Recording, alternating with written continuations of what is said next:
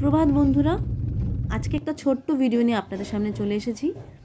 আগের ভিডিওতে আমরা দুবলাগাড়িতে ছিলাম, সেই দুবলাগাড়ির ডিটেলসটাই আপনাদের সাথে ভিডিওতে শেয়ার করেছি। আজকে আমরা যাচ্ছি মানে পরের দিন দুবলাগাড়ির যে মোহনাটা আছে সেইখানে, তো ওইখানে গিয়ে আপনাদেরকে ওখানকার ফিশ মার্কেটটা দেখাবো। কতটা যেতে হবে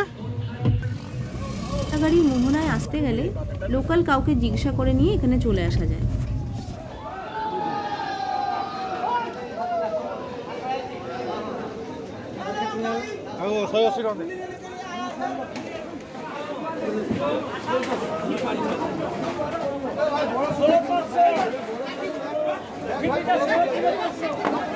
মোহনার মার্কেট, সব ট্রেডারদের কাজ চলছে। দেখো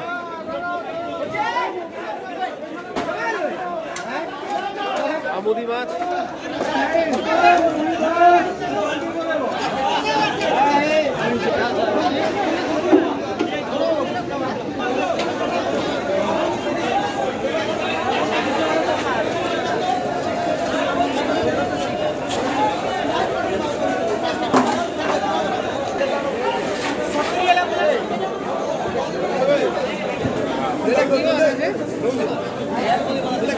লাল চিংড়ি খেতে ভালো। কি নাম?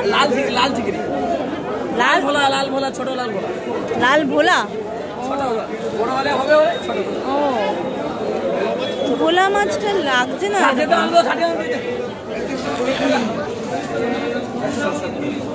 এগুলো কি মাছ?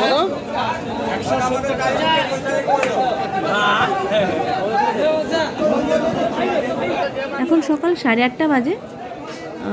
লোকজন ভীষণ ব্যস্ত, কেউ মাছ নামাচ্ছে, কেউ মাছ তুলছে, কেউ মাছগুলোকে বিক্রি করছে। তো প্রত্যেকেই এখানে কিন্তু খুব ব্যস্ত। কি মাছ এটা? মণি। দিল্লি বোম্বে সাপ্লাই। ও এগুলো কিভাবে মানে রান্না কিভাবে হয়? আপনারা খেয়েছেন কখনো? না, খাইনি। ও বাট এটা এরকম গোটাই চলে যায়। হ্যাঁ, রেবো।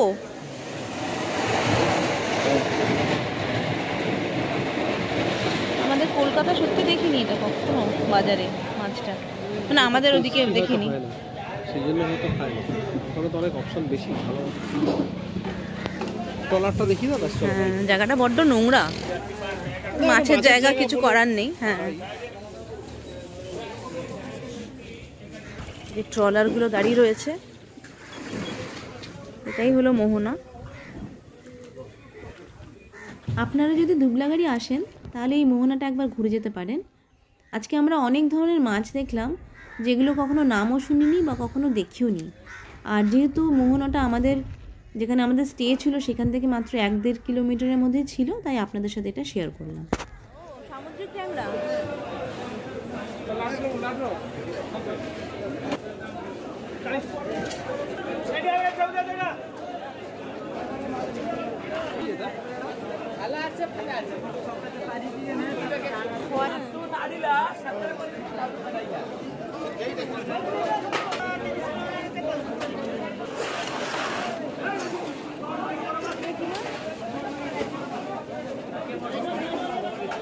আমাদের মোহনায় এসে খুব ভালো লাগলো, তাই এই ছোট্ট ভিডিওটা আপনাদের সাথে শেয়ার করলাম।